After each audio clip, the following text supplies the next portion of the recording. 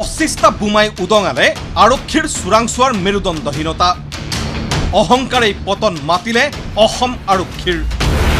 খবৰ দিয়াতহে গম পালে স্মাৰ্ট আৰক্ষীয়ে 25টা বোমা উদঙালে আৰক্ষীৰ চোৰাংচোৱাৰ মেৰুদণ্ডহীনতাৰ অহংকাৰে পতন মাতিলে অসম আৰক্ষীৰ খবৰ দিয়াতহে গম পালে স্মাৰ্ট আৰক্ষীয়ে সময় তেতিয়া প্ৰায় 11 বাজিছিল মুখ্যমন্ত্ৰীয়ে ভাষণ সামৰাই নাছিল মানতে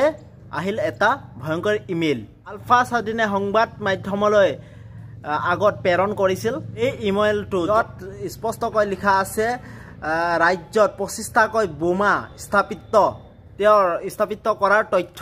বিবৃতি মতে এয়া সামৰিক প্ৰতিবাদৰ অংশ কাৰিকৰী বিজুতিৰ বাবে নিৰ্ধাৰিত সময়ত ফলপ্ৰসূ নহল কি আছিল স্থানসমূহ শিৱসাগৰৰ দ্বিতীয় অফিচত পুৰণা গাড়ী এখন শিৱসাগৰৰ ONGCৰ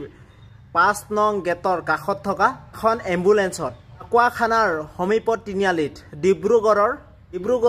STC বাছ ষ্টেচনৰ এখন পৰিত্যক্ত বাছত লখিমপুৰৰ STC পুৰণা বাছ এখনত লখিমপুৰৰ প্লেট গ্ৰাউণ্ডত থকা NSTCৰ গাড়ীত লালুক দৈনিক বজাৰৰ সমীপত বৰঘাট আৰক্ষী চকী থকা পুৰণা গাড়ীখনত নগাঁৱৰ আদিত্য হস্পিটেলত কাষৰ ইটাভাটাত দিছপুৰৰ তেওঁৰ মাটিখনত মুকলি মাটিত নাৰাংগী চিবিয়াৰ সমীপত তেওঁ পুতি থোৱা অৱস্থাত পাণ বজাৰৰ এখন পাণ দোকানৰ কাষত ভেটাপাৰাত মালিগাঁৱত ৰাজগড় নলবাৰীৰ এখন পৰিত্যক্ত এম্বুলেন্সত ধুনীয়া তামোলপুৰত পথৰ কাষত তালিকা পাই অসম আৰক্ষীৰ টোপনি ভাঙিল দৌৰা-দৌৰিকৈ লাগিল হাহাকাৰ লাগিল বোমা বিচৰাৰ বিজ্ঞপ্তিৰ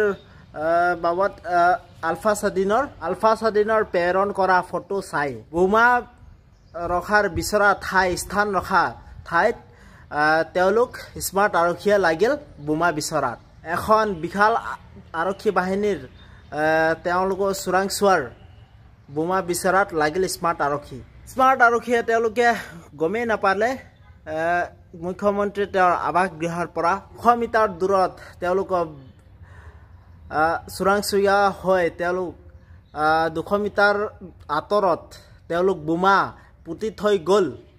স্মাৰ্ট আৰক্ষীয়ে গমেই নাপালে মুখ্যমন্ত্ৰী আৱাস গৃহৰ পৰা 200 মিটাৰৰ আঁতৰত বোমা পুতি থৈ গ'ল স্মাৰ্ট আৰক্ষীয়ে গমেই নাপালে তেওঁলোকে বোমা পুতি থৈ গ'ল আলফা স্বাধীনে লিখিত প্ৰতিটো চলোৱা অভিযানৰ কালত গুৱাহাটীত 3টা নলবাৰীত 1টা নগাঁৱত 1টা লখিমপুৰত 2টা শিৱসাগৰত 2টা বোমা সদৃশ সামগ্ৰী উদ্ধাৰ কৰে আৰক্ষীয়ে বাকী 16টা এতিয়াও বোমা বিচাৰি পোৱা নাই অসম আৰক্ষীয়ে নগাঁও আৰু নলবাৰীৰ আৰক্ষীয়ে নিষ্ক্ৰিয় কৰিলে 2টাকৈ বোমা তেওঁলোকে কেইবাটাও পেকেট বনাই থোৱা গৈছিলে তেওঁলোকে পেকেটখন খুলি চোৱা গ'ল আপোনালোকে গম পাইছেনে যিমান বীৰৰ দৰে কথা ভাষণ